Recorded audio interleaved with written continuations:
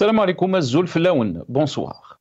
Le ministre des Affaires étrangères français, Jean-Noël Barrot, a réagi ce dimanche 15 décembre, hier donc, à la convocation de l'ambassadeur de France à Alger, Stéphane Romaté, par la diplomatie algérienne, au ministère des Affaires étrangères.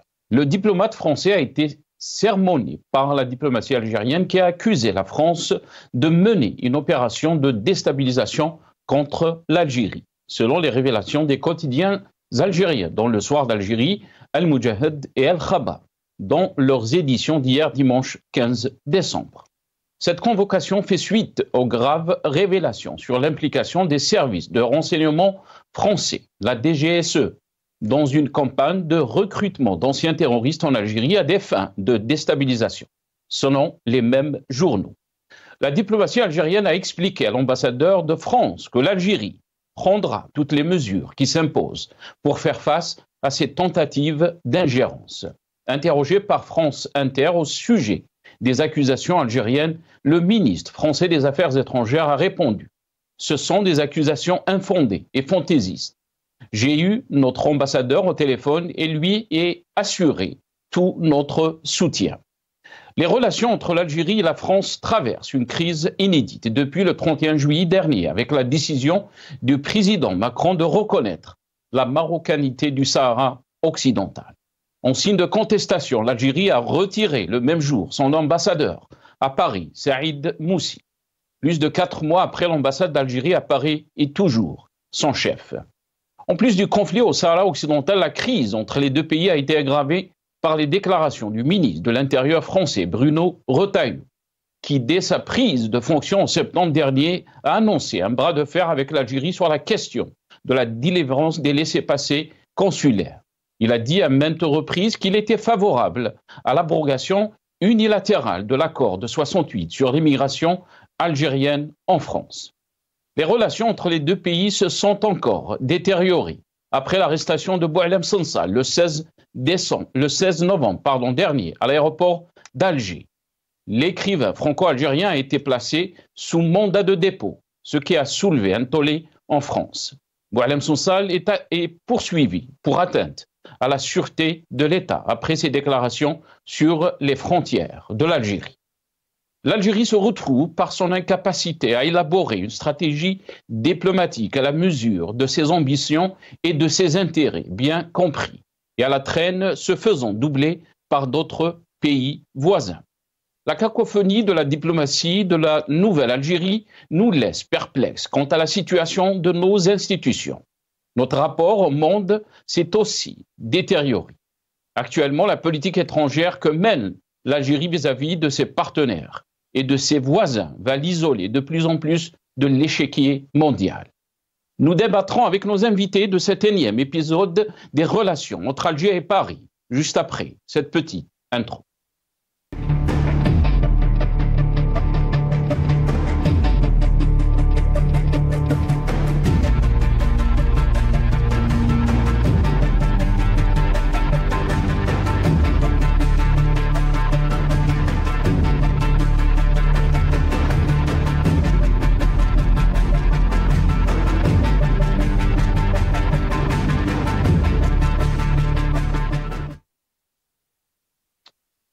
La France réagit aux accusations de déstabilisation de l'Algérie. C'est le titre de notre émission pour ce soir. Et pour en parler, j'ai le plaisir d'accueillir dans cette émission professeur Nordine Aoussat, universitaire, analyste politique. Il est avec nous depuis Paris, via Skype. Professeur Nordine Aoussat, bonsoir.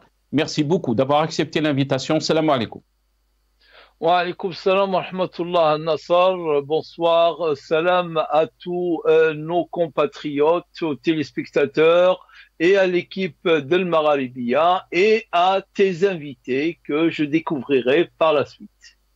Merci beaucoup, Sénourdine.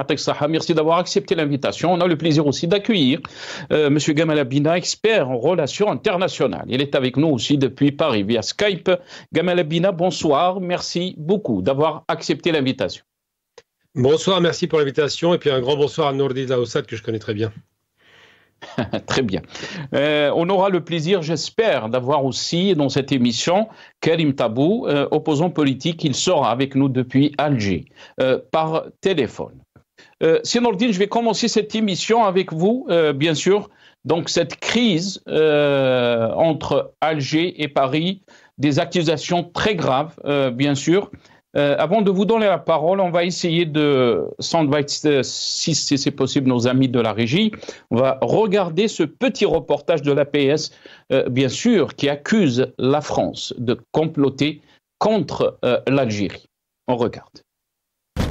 قالوا لي بلي راح نكشفوا لك على المخطط تاعنا اللي انا باغي نديرو في الجزائر وما نجحناش بالحيره.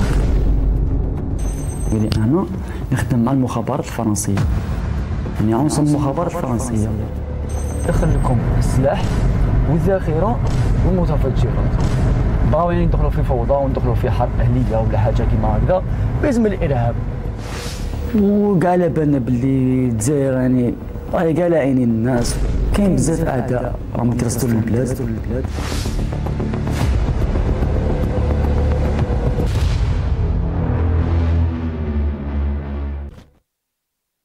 Voilà, donc des accusations très graves. Donc, par rapport donc, au rôle des services secrets français, la DGSE, qui essaye de comploter contre l'Algérie.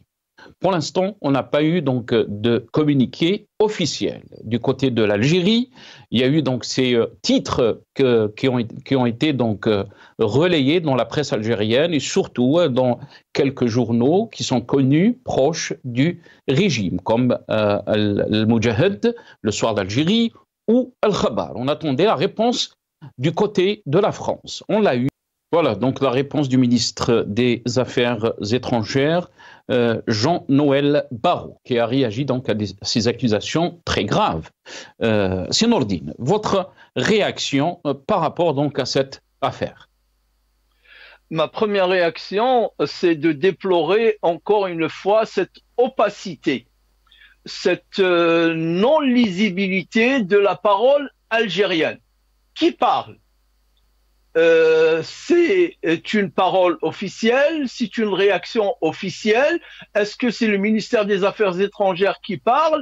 Est-ce que c'est les services de la présidence qui parlent? C'est trois journaux. Trois journaux, en l'occurrence, que nous connaissons tous. Je dirais même, je m'excuse, trois torchons qui n'ont rien de journaux, ni le Moudjahid, ni le Soir, ni Al-Khabar. Donc, comme vous venez de le dire à Sénassar, on attend la réaction officielle de l'Algérie. Et quand je dis la réaction officielle, c'est quelque chose qui vient du ministère des Affaires étrangères, puisque ça concerne des relations bilatérales entre l'Algérie et un pays tierce, ou bien carrément de la présidence. Ce n'est pas le cas. Il y a lieu de remarquer que c'est vrai, la convocation de l'ambassadeur de France en Algérie a été convoquée au ministère des Affaires étrangères pour lui faire un reproche de la France qui complote contre l'Algérie, mais ça tombe avec un reportage qui a été diffusé apparemment par deux chaînes algériennes, un documentaire dans lequel vous venez de montrer un extrait. Ce Dahdouh, je m'excuse de le dire ainsi, mais c'est tous les Algériens les appellent comme ça, toutes ces personnes qui viennent devant un écran pour soi-disant faire des aveux, on les appelle des Dahdouh à juste titre, puisqu'il y a quelques jours seulement à Sénassar, il faudrait qu'on le souligne bien au rouge, une personne qui a fait les mêmes aveux que cette personne, pas les mêmes sur du contenu, mais la forme, vient d'être acquittée par un tribunal. Donc, c'est pas dans 4 ans, en 2028, qu'on découvrira que cette personne que vous venez de montrer, finalement, toutes ces accusations qu'il fait. En plus, j'ai écouté un petit extrait.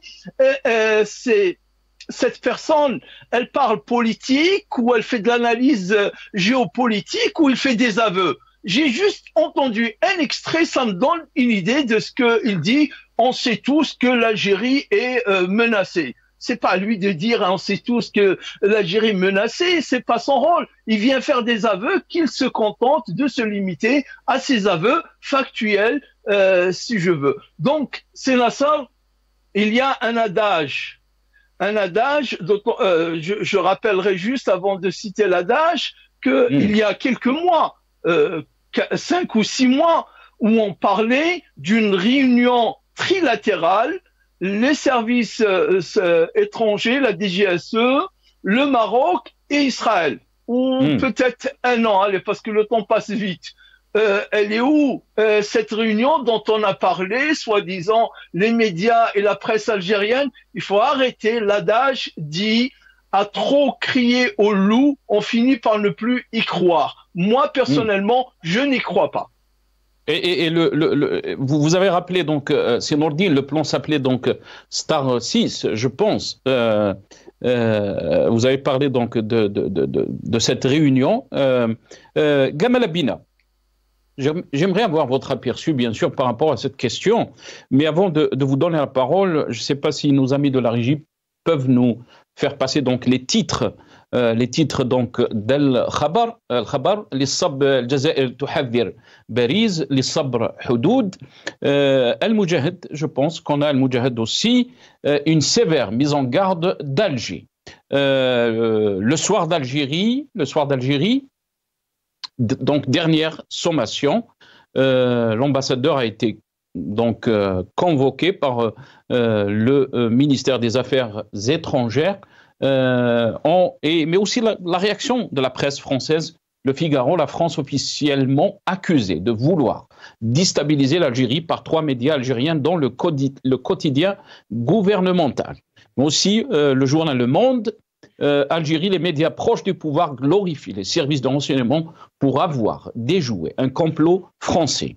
Le journal de dimanche, Algérie, dernière sommation sévère, mise en garde, l'ambassadeur de France en Algérie, convoqué sur fond d'accusation de déstabilisation du pays. Gamal Abina, qu'est-ce que vous en pensez donc de cette énième affaire entre Alger et Paris? Alger qui accuse donc des accusations très graves contre la France de vouloir déstabiliser le pays.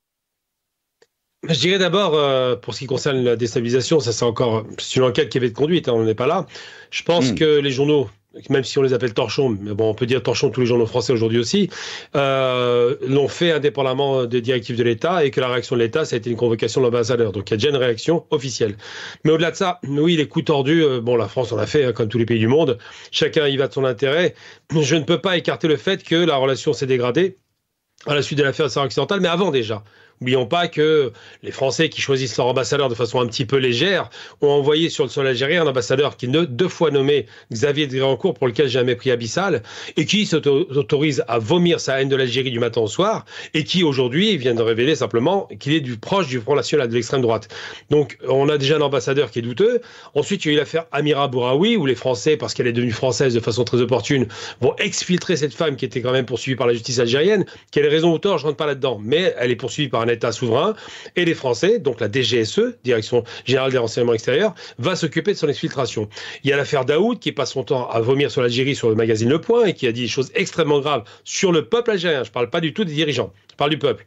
Où il expliquait, après l'affaire de Cologne, que les Algériens étaient des violents en puissance parce que frustrés.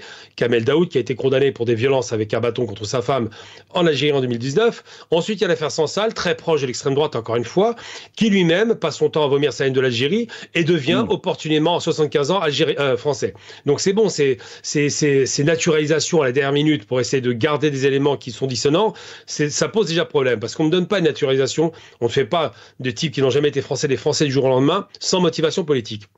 Ensuite, je dirais simplement, quel que soit, moi je rentre pas dans le détail de savoir si oui ou non il y a des coups tordus. Les Français ont eu l'habitude depuis toujours de faire avec leurs anciennes colonies des coups tordus. On appelle ça les opérations de barbouze. Ce que je veux dire simplement, c'est que je veux bien qu'on mette en accusation les uns et de blanchir les autres, mais je ne suis pas d'accord avec ça. La lecture est trop simpliste. La France, par exemple, lorsqu'elle va reconnaître la souveraineté du Sahara occidental pour les Marocains, elle a une action politique très très très forte. Elle n'était pas obligée de le faire. Tout comme elle n'était pas obligée de soutenir l'action sioniste, même si elle reculait. La France est un des principaux soutiens d'Israël et voit que l'Algérie, évidemment, est contre ce soutien, pas par rapport à la France, mais pour la Palestine. Donc on est sur 2 lectures différentes. Alors quand vous me dites est-ce que oui ou non la dégradation se fait? Est-ce que l'Algérie s'isole? Je suis pas d'accord avec ça. Aujourd'hui, par exemple, la relation entre l'Algérie mais sur la manière, je m'excuse, je vous ai coupé la parole. Parce que vous avez parlé aussi de peut-être d'une analyse ou d'une façon de voir les choses simplistes. Mais quand on voit la manière, la façon dont l'Algérie réagit, on parle d'une diplomatie, on parle d'un pays qui a une histoire, qui a aussi une diplomatie reconnue dans les années 70, les années 80. Est-ce que vous pensez aussi, parce qu'on a vu presque les mêmes crises récurrentes avec l'Espagne, avec la France, avec d'autres pays, avec les Émirats arabes unis, c'est toujours la presse donc qui essaye de prendre le dessus par rapport à la vision diplomatique de l'Algérie. Est-ce que ça aussi c'est un problème? Ben non, au contraire. Si la presse prend le dessus, indépendamment de la diplomatie, c'est une bonne chose. C'est-à-dire que la presse est un peu indépendante. Ce serait le contraire qui serait inquiétant. Si la presse fait écho de ce que la diplomatie veut faire, là on est sur une démarche. Vous me parlez de pays, par exemple, qui posent problème. Les Émirats arabes unis, il faut quand même pas délirer, c'est quand même pas le pays le plus sympa de la région, reconnaissance d'Israël, des actions en Libye, des actions au Soudan, des actions en Somalie, un peu partout, enfin bref, ils sont vraiment à la manœuvre politiquement et pas du camp du bien. Ensuite, vous parlez de l'Espagne. Il y a eu une mauvaise relation, effectivement, à la suite du Sahara occidental, je la déplore, ça n'aurait pas dû arriver. L'Algérie ne doit pas dire à un pays, vous avez ou à reconnaître ou pas. Mais ça s'est amélioré depuis, puisque les Espagnols soutiennent la Palestine et qu'il y a quand même des relations d'État à État qui sont saines. J'ai envie de dire simplement, c'est que je veux bien qu'on accuse les uns les autres, mais tout de même, l'environnement global de la France, qui a, à chaque fois, on a un coup, on avance, on recule. Monsieur Macron va dire qu'il y a un génocide qui a été perpétré en Algérie, enfin un crime contre l'humanité, puis après il recule. À chaque fois, c'est la même méthode. Ensuite, il va reconnaître la mort de Ali Boumedjel, assassiné par la France, la mort des communistes français, en l'occurrence Sodin, et ensuite il recule. Il va reconnaître le 17 octobre de façon claire, là-dessus c'est très bien. Tout ce qui se passe en France, il a reconnu quasiment. Par contre, ce qui se passe en Algérie, il ne veut pas le reconnaître. Donc je peux entendre des choses, mais il y a quand même un minimum de sérieux à avoir. Il a parlé de rente mémorielle une fois, sous l'élection d'un certain Kamel Daoud. Il ne faut quand même pas l'oublier. Rente mémorielle, pourquoi? Parce que soi-disant, l'Algérie voudrait jouer la carte de l'histoire pour la repentance, tout le baratin qu'on entend. Le problème, c'est que si la France ne voulait pas de rente mémorielle, elle dirait simplement pardon. Comme ça, elle annule ce levier de pression. Elle ne le fait pas. Qui a tort? Ceux qui ne le font pas. Et j'ai envie de dire simplement, c'est qu'aujourd'hui, quand l'Algérie est en bisbille avec la France, c'est pas une question diplomatique. C'est une question de souveraineté. Je veux dire, les coups tordus, je vous en ai parlé un instant, il y en a eu une multiplication. Les États ont des rapports, effectivement, ils se font des coups tordus. Ou parfois, par exemple, là, on voit bien que, comme l'Algérie commence à prendre la distance... Comment expliquer qu'il n'y a pas eu de... L'Algérie prend la distance économique avec la France. Comment expliquer, Gamel, qu'il n'y a pas eu de communiqué officiel, des autorités officielles, du ministère des Affaires étrangères, du Premier ministre, au moins qu'il y ait un communiqué qui explique qu'est-ce qui se passe exactement aux Algériens. Pourquoi c'est la presse? C'est ça, ma question c'était ça. Pourquoi c'est la presse qui se mêle donc de ces dossiers diplomatiques? La presse fait son travail et c'est tant mieux. Si elle a tort... Mais elle fait pas son travail parce qu'on est dans l'insulte, on est dans la complication des relations. Vous avez parlé de cette importance de relations entre l'Algérie et la France. Quand même, on parle de presque de 7 millions d'Algériens qui sont connectés à l'Algérie, qui résident en France, qui ont la double nationalité. Là, je vous rejoins sur les 7 millions d'Algériens, c'est là qu'il doit y avoir un bémol. Mais par contre, quand vous dites la presse fait pas son travail, je suis désolé, quand le Point donne une interview à Macron qui va dans le sens de la tension avec l'Algérie, la presse n'a pas parlé à ce moment-là, la presse algérienne. C'est le Point qui parle avec un Daoud qui est anti-algérien, on l'a bien compris. Quand on a un séjourné qui va lancer des ballons d'essai pour dire c'est bon, le Maroc gère bien son territoire jusqu'à Dakhla, c'est un ballon d'essai qui dit des choses. C'est bien un ministère des Affaires étrangères très léger qui le fait. Mais pourquoi, c'est important de le rappeler. Le dernier mandat, je m'excuse, Gamel. Peut-être vous allez m'en vouloir par rapport à... Je vous coupe la parole. Mais pourquoi l'Algérie doit réagir à Kamel Daoud? Pourquoi l'Algérie doit réagir à Boualem Sansal? Et surtout, après les déclarations d'Ahmed Tebboune, qui a dit qu'il y a une nouvelle page avec la France. On se rappelle en août 2022, Macron s'est déplacé à presque la moitié de son gouvernement en Algérie. On a parlé de nouvelles pages. On va écouter dans ce passage à Majid Tebboune et je reviens. Très bien. بديت نتحدث في الأمور هذه مع الرئيس ماكرون قلنا نفتحوا صفحة جديدة une refondation des relations algéro-françaises ما نخليش أقلية عندك تتحكم في التاريخ أقلية اللي تكره الجزائر حنا رانا مع الحق. الاستعمار فات وتحررنا والحمد لله واستقلالنا تقام غالي ولكن مستقلين ونعاودوا نبنوا دولتنا من وكذا وهذه، ولكن ما تحرفش التاريخ.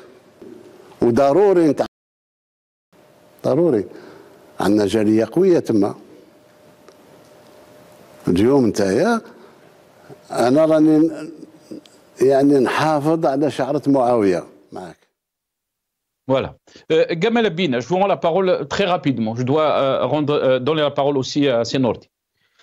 Très simplement, on va donner plusieurs éléments. D'abord, des ministres des Affaires étrangères qui dérapent. Le dernier que vous avez entendu tout à l'heure, il est vent debout, il a été convoqué, tout est faux, c'est-à-dire qu'il y a même pas, ils se disent même pas qu'il y a peut-être des services de renseignement qui travaillent indépendamment de Macron. Ensuite, la relation aurait pu être fondue si ça avait été sérieux. Je suis désolé, quand M. Macron vient avec ses 17 membres de gouvernement, il propose pas une relation sérieuse, il propose pas d'investissement massif ou de collaboration, il propose de la culture, de l'histoire, des choses très périphériques. Mais on parle d'industrie, on parle de développement et de co-développement, de colocalisation, mot qui ne ressortira jamais. Donc quand on fait un pas en avant, deux pas en arrière, il faut se poser des questions. Je suis désolé de le dire, mais moi j'aurais aimé effectivement que cette relation soit saine, mais regardez côté français. Est-ce qu'il y a réellement une volonté de reconnaître les crimes de guerre, une volonté de créer un partenariat stratégique, une volonté d'apaiser les tensions, une volonté de faciliter les choses? On l'entend depuis des années, et c'est l'extrême droite qui donne le là. Les accords de 68, l'immigration algérienne, la délinquance algérienne, les OQTF. C'est une obsession française qui n'a jamais quitté la tête des décideurs français. Je précise bien les décideurs, pas la population, parce que la population n'y est pour rien. Eh bien, ces décideurs sont en train de monter de plus en plus la pression, et la réaction algérienne, qui a fini quand même par réagir, au bout d'un moment, ça va, les insultes, ça va. Vous vous rendez compte quand même qu'Amel Daoud qui dit que le peuple algérien est un peuple de violeurs, ça va 5 minutes, on va pas laisser passer ça. Quand vous avez un Sansal qui vous dit l'Algérie, mais c'est rien, j'ai vu l'interview sur l'extrême droite, ça va 5 minutes, je trouve normal qu'il réagisse, ça fait des années qu'on se fait insulter, au bout d'un moment, on arrête. Très bien. Senordi, je vous donne la parole, Senordi. Vous avez entendu Gamal Abina. Tfadal. Barakallahu fik, Nassar. Donc, ce que je voulais dire, il faudrait faire la nuance, pour ne pas dire un cloisonnement carrément, entre 3 axes ou 3 aspects. Kamel Daoud, Sansal, Bouraoui et d'autres et d'autres et d'autres. C'est pas l'État. Ce ne sont pas des affaires d'État, ce sont des affaires. La diplomatie doit réagir de façon forte et ferme pour le côté diplomatique. La presse algérienne également, elle doit aussi réagir de façon forte, comme on voit ici les médias et la presse française prendre fait et cause avec Sansal, notamment. Ça, c'est un point. Mais ça, c'est pas l'État. Un deuxième point, les relations stratégiques, c'est-à-dire sécuritaires. C'est quand même d'une gravité, d'une grande gravité, que d'accuser par le biais de journaux qui n'ont aucune crédibilité. Je m'excuse, je le salue, j'ai pas, cher Gamal Abina, mon ami, je connais mieux ces médias-là. J'étais cadre à la NEP en 1984. Donc c'est des torchons. Ce n'est pas aux torchons de définir la position de l'Algérie et de l'État algérien. D'accord? Parce qu'ils jouent sur la confusion et non plus sur des documentaires passés à la télévision dont la réalisation, nous savons qui est à la réalisation, qui parle de la France qui recrute des djihadistes pour déstabiliser l'Algérie. C'est quand même d'une gravité absolue. Et je n'y crois pas un seul instant à cela. Donc il faudra, et la position, tant qu'il n'y a pas de position officielle des officiels algériens, on va pas crier au loup et on va pas non plus dire et hurler haro sur le baudet derrière une presse qui n'est pas crédible. Ça d'une part. D'autre part, maintenant, il est vrai que les relations entre l'Algérie et la France, il y a déjà longtemps qu'elles auraient dû être carrément refondées. Nous sommes quand même à 60 ans de l'indépendance. 60 ans de l'indépendance, nous sommes encore à vouloir tenir à un accord de 68 qui a été signé 6 années après l'indépendance. C'est à l'Algérie normalement de dénoncer, d'être de concert, d'être d'accord pour dénoncer cet accord de 1968 qui d'ailleurs a été revu 3 fois, 84, 95, 2001, et qui n'a plus de sens depuis 86, depuis l'instauration des visas et depuis les dernières politiques administratives françaises. Et je suis pour la refondation des accords. Je l'ai même écrit en 2022 à Senassa, tu te souviens, le livre. Moi, j'appelle un divorce carrément entre l'Algérie et la France pour refonder une nouvelle relation, une relation de l'indépendance qui n'aura rien.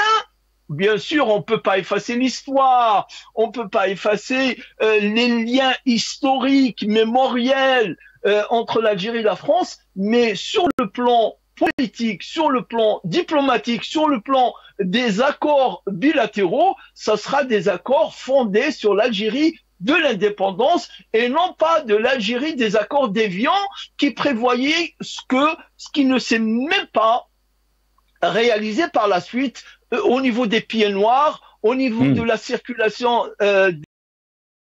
des deux côtés de la Méditerranée. Donc, et c'est vrai qu'il y a plusieurs points, mais ne nous laissons pas abuser par la propagande, parce qu'il y a aussi de la propagande des deux côtés. Je suis tout à fait d'accord avec mon ami Gamal Abina. La rente mémorielle, elle est utilisée de l'autre côté comme rente mémorielle, et ici, elle est utilisée comme un tabou mémoriel, puisque la France, et je partage, c'est pas une reconnaissance tous les 2 ans d'un meurtre ou d'un 2 ans après Ali Boumendjel, 2 ans après l'Arbi Belmehdi, en 6 ans qui va améliorer ou faire avancer les relations. Il faut être beaucoup plus sérieux, mais attention, le sérieux doit être des deux côtés. Du côté de l'Algérie, je pense qu'on n'est pas à la hauteur tant que nous n'avons pas un pouvoir issu d'élections propres, honnêtes et véritables. Ce n'est pas le cas. Très bien. Restez avec nous, c'est Nourdine Gamal Abina. L'argument de Nourdine Aoussat est avancé aussi par beaucoup d'observateurs de la scène politique algérienne, mais aussi des relations entre Alger et Paris. C'est que de l'autre côté, il n'y a pas de sérieux, il n'y a pas cette approche de la diplomatie, de régler les différends, comme chaque pays a des différends avec d'autres pays aussi. On voit par exemple les États-Unis avec la Russie ou les États-Unis avec la Chine, mais il y a toujours des canaux et on n'arrive pas donc à ce point d'insulte. Juste pour rétrospective donc des événements, le 7 décembre dernier, sur les 2 chaînes, vous l'avez dit, c'est Nourdine, sur le PTV, l'APS, mais aussi AL24, qui dénonçait donc l'existence de manœuvres de déstabilisation de l'Algérie par les services français de la DGSE. Quelque chose qui est très très grave, comme l'a dit notre ami Nourdine. Gamal Abina, pourquoi l'Algérie dans ce cas-là n'a pas rompu ses relations diplomatiques, tout simplement avec la France, puisqu'on parle de la sécurité d'un pays, de déstabilisation, de recruter des djihadistes. Gamal Abina. J'allais dire simplement, c'est Nourdine qui l'a très bien dit tout à l'heure, il y a 7 millions de franco-algériens, enfin 6 à 7 millions, on n'a pas le chiffre exact de franco-algériens. Rompre les relations, c'est rompre avec la diaspora, ce qui serait une erreur. Parce qu'ils ont une démarche inclusive, il faut rester connecté avec notre pays et on ne peut pas faire ce genre d'erreur. Je ne dirais pas que... Alors on parle d'insultes, non. Les insultes, elles ont commencé d'abord par quand la Syrie tombe face à l'opposition, eh bien on a tout un tas de gens qui commencent dans les réseaux et ailleurs à envisager que l'Algérie sera la prochaine sur la liste, comme s'il y avait une liste, je le rappelle tout de même, qui avait été annoncée à l'époque du temps du flamboyant et criminel de guerre Nicolas Sarkozy, en disant que l'Algérie sera la prochaine sur la liste. Donc il y a quand même des paroles qui sont extrêmement insultantes, méprisantes et condescendantes.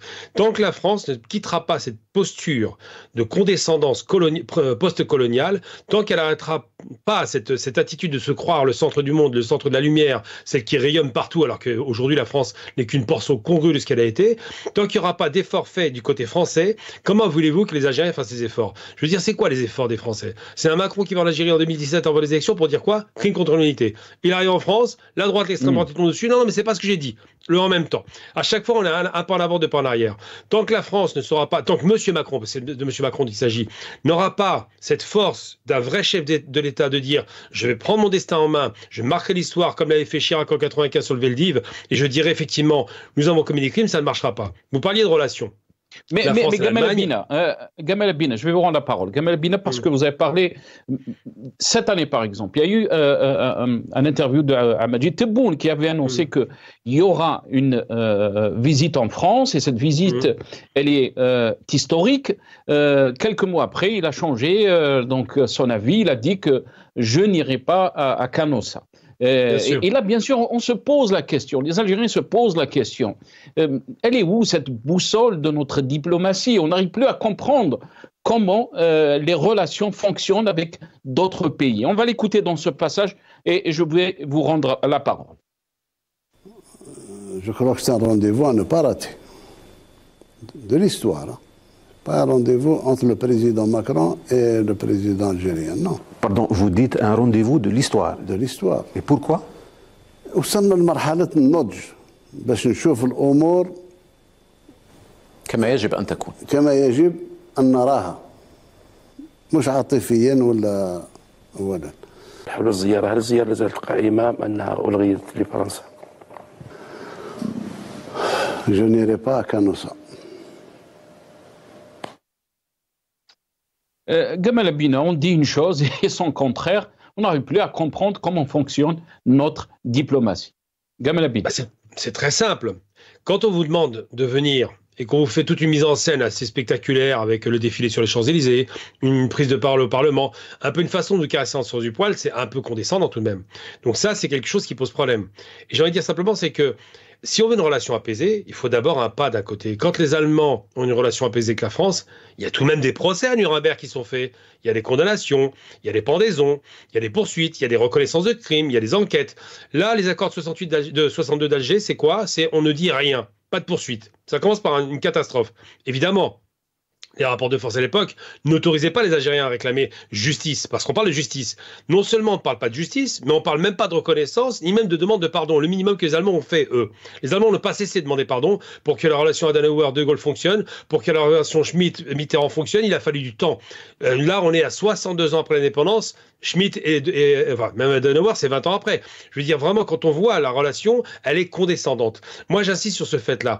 Sur le côté algérien, j'ai envie de dire simplement, j'aurais peut-être pas géré les choses de la même façon, mais tout de même, ça va 5 minutes, cette façon de regarder de haut. Mais aussi, il y a peut-être une question, Gamal Abina, ceux qui disent que cette position, la position de l'Algérie a changé parce qu'il y a eu un changement de position de la France vis-à-vis du Sahara occidental. Mais si c'était que ça, j'ai envie de vous dire plusieurs fois, le premier voyage qui était prévu était reconduit pour des questions simplement de Covid. Non, pas de Covid, il y avait déjà les problèmes des gilets jaunes. Après, il y a une question de manifestation sociale, c'est-à-dire que la France avait du mal. N'oublions pas que la France, ça se passe pas bien actuellement sur le plan social. Ensuite, il y a une nécessité, il devait y avoir une réunion, une rencontre officielle de chefs d'État en France, et ça a du sens historiquement, en octobre de cette année, après l'élection présidentielle. Et qu'est-ce qui se passe? On a un séjourné qui est très jeune et donc inexpérimenté, qui fait n'importe quoi, qui balance un ballon d'essai en disant oui, le Maroc, c'est bon, Sahara occidental. Donc il commence par immédiatement couper la branche. Comment voulez-vous venir quand vous savez d'emblée qu'il y aura une reconnaissance, donc une relation de parti pris? Si la France avait été un État sérieux, elle n'aurait pas pris un parti. D'un côté comme de l'autre d'ailleurs, hein, je ne prends pas parti pour les deux, elle aurait gardé sa neutralité parce que c'est un membre fondateur de l'ONU qui doit respecter le droit international. Moi je peux entendre des critiques sur la gestion des relations à l'extérieur, mais il y a quand même beaucoup de choses qui se sont cumulées, beaucoup de provocations, et je vous donne un exemple concret. Ils sont où les Français qui auraient la posture d'un Sansal, d'un Daoud ou même d'un Mohamed Sifawi pour prendre les pires? Où sont-ils en Algérie? Il n'y en a pas. On ne reçoit pas des Français qui viennent attaquer le pays d'origine, qui viennent les diffamer, qui viennent dire n'importe quoi sur la France. Ça n'existe pas en Algérie. Donc c'est vrai que la réaction est sans doute peut-être disproportionnée. Moi, je pense qu'on donne trop d'importance à ces gens, je vous rejoins. Mais par contre, le minimum syndical, et j'insiste sur ce minimum, c'est quand même que la France reconnaisse ses crimes, quand même depuis le temps que ça dure. J'ai eu l'occasion de voir Dominique de Villepin à Alger. Je l'ai interrogé là-dessus devant toute la presse algérienne, dans un amphithéâtre à la faculté de sciences. Toute la presse avec laquelle je travaille, je parle d'L24, je bosse avec elle, je bosse avec Canal Algérie, et j'ai pas de problème avec ça. Je bosse avec tout le monde, moi j'ai pas de problème, j'aime que la parole soit diffusée. Eh bien, j'ai demandé à monsieur de Villepin pourquoi la France ne demandait pas pardon, il a mis 12 minutes à me répondre, et pour dire quoi, il a botté en touche. Nous ne sommes pas prêts à le faire aujourd'hui. Un monsieur de Villepin, flamboyant, qui n'a pas sa langue dans sa poche, n'a pas su répondre à cette question simple. Pourquoi vous ne faites pas la même chose que Chirac avec le Veldiv ou simplement qu'Adenauer avec De Gaulle? C'est pas compliqué. Ben, ils ne peuvent pas parce que ça remettra en question leurs fondamentaux. Le pays des Lumières, le pays des droits de l'homme qu'il a proclamé, déclaré. Et ce pays a abandonné ses principes et ses traditions pour massacrer par millions des Algériens durant 132 ans. Et ça n'est pas acceptable. Je comprends la position de la présidence algérienne. Maintenant, je pense qu'il faut pousser M. Macron à faire un véritable effort sérieux plutôt que de jouer la carte du en même temps à chaque fois tous les jours. Mais aussi, est-ce que ce n'est pas un chantage Gamal Abina qui est utilisé par le pouvoir algérien contre la France? Nourdine Aoussat. Oui. Vous avez écouté donc l'argument de Gamal Abina. Comment peut-on lire cette position de l'Algérie? Est-ce que l'Algérie défend ses intérêts devant la France, ou plutôt on parle d'un chantage par rapport donc à la France, surtout après la reconnaissance de la marocanité du Sahara occidental par la France, Nordinaus? En deux mots, je dirais ni l'un ni l'autre. Mais pour commencer, je salue l'enthousiasme patriotique de mon ami et frère Gamal Abina.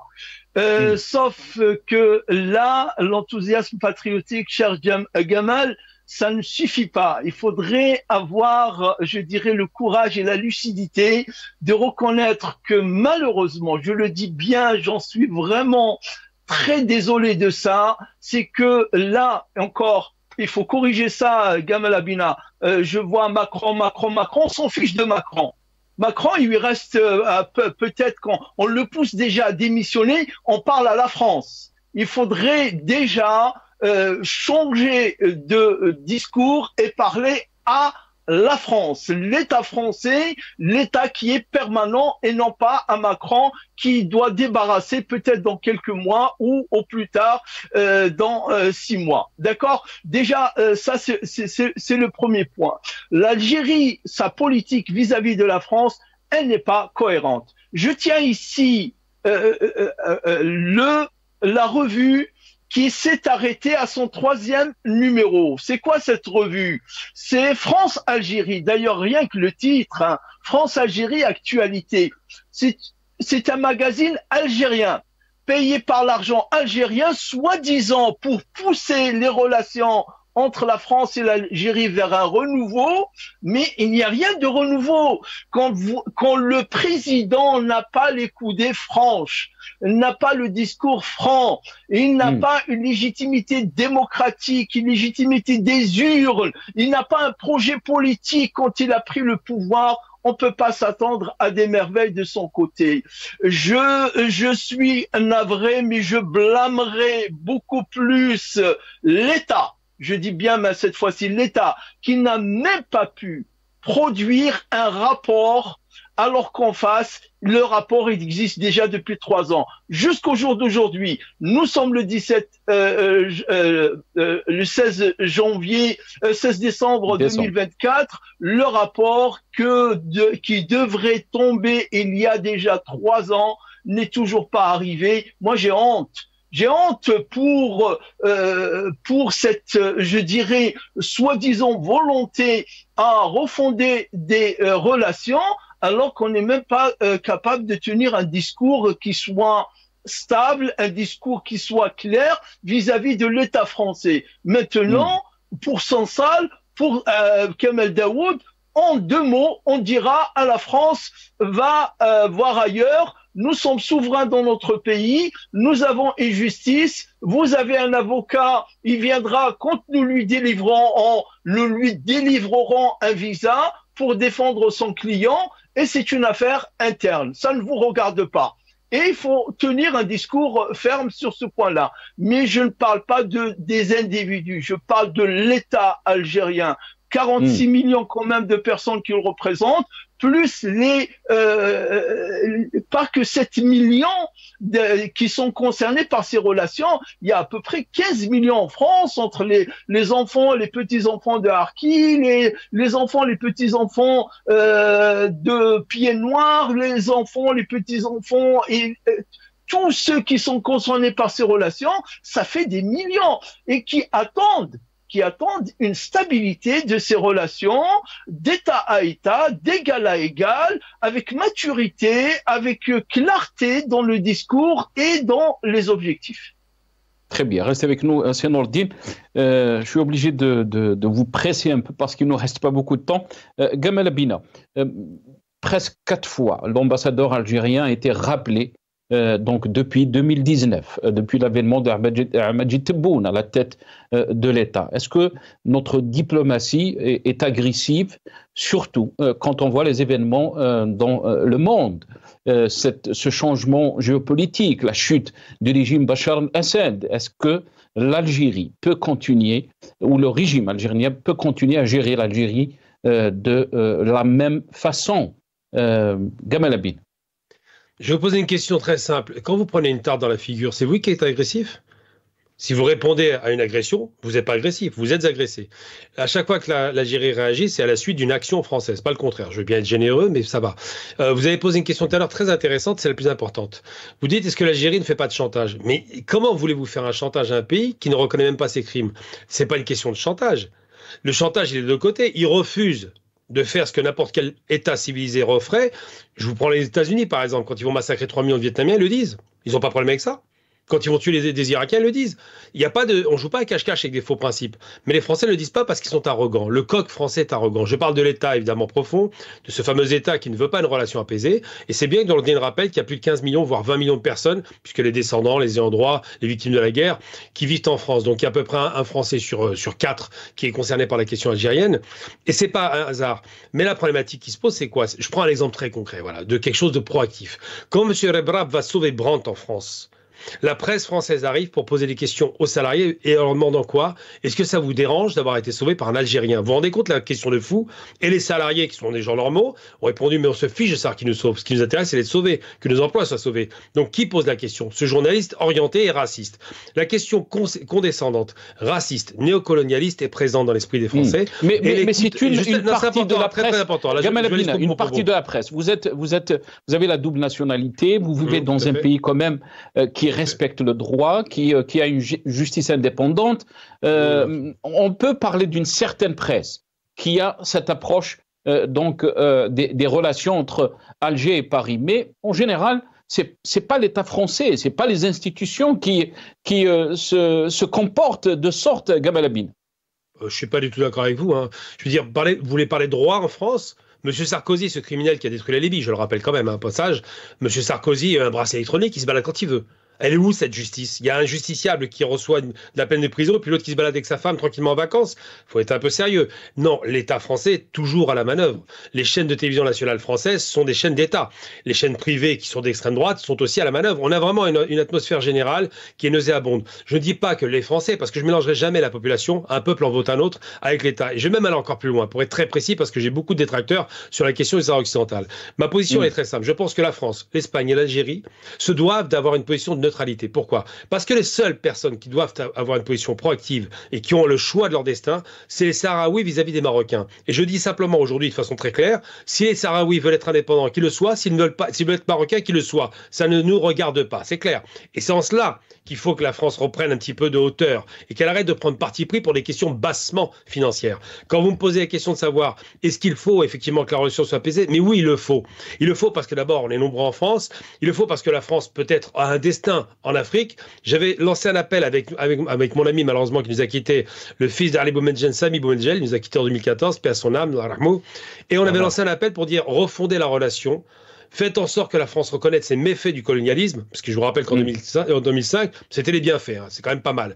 Faites en sorte que cette France reconnaisse ses crimes, et tout est possible avec l'Algérie, parce qu'il n'y aura plus de possibilité de dire on ne fait pas. Et à ce moment-là, avec une collaboration active, on pourrait développer un bassin méditerranéen de façon extraordinaire, qui profiterait à l'Afrique du Nord et à l'Afrique. Et bien cela, on a envoyé ces courriers physiques à l'Assemblée nationale, on a eu 2 réponses positives. Tout le reste, mépris ou pas de réponse. J'avais l'impression de chercher un travail. Vous voyez un petit peu le niveau, quoi. Très bien, mais on va le développer avec qui aussi la question Gamal Abina, avec la présidence, avec les services secrets, avec le ministère des Affaires étrangères. Sir Nordine, je vous laisse le mot de la fin très rapide. Oui, le mot de la fin. Juste une précision, cher Gamal. Tu as parlé tout à l'heure de Sarkozy qui aurait dit que l'Algérie sera la prochaine sur la liste. Ce propos-là, il est infondé. Il est infondé. Il n'a jamais existé, si ce n'est dans les réseaux sociaux. Sinon, je suis tout à fait d'accord avec toi. L'Algérie, il est temps pour refonder les relations avec la France, des relations apaisées, des relations sur d'autres termes, et bien sûr qui commencent par la reconnaissance de ses crimes. Mais la France reconnaîtra ses crimes, reconnaîtra je dirais la barbarie de la colonisation quand il y aura en face un pouvoir, un régime légitime. Pour l'instant, nous ne l'avons pas malheureusement. C'est un régime issu du peuple, c'est une revendication populaire de tous les Algériens et à ce moment-là, la France le reconnaîtra, j'en suis certain. J'en suis certain, quels que soient les lobbies, quelle que soit l'arrogance que nous lui connaissons, mais elle est obligée de le reconnaître parce que c'est un fait. Ce sont des faits tangibles, historiques. Merci beaucoup, Sir Nordine. Merci à vous deux. Nordine, professeur Nordine Aoussat, universitaire, analyste politique, vous étiez avec nous depuis Paris. Merci aussi à Gamal Abina, expert en relations internationales. Vous étiez avec nous aussi depuis Paris via Skype. Merci à vous, chers téléspectateurs, d'avoir suivi cette émission.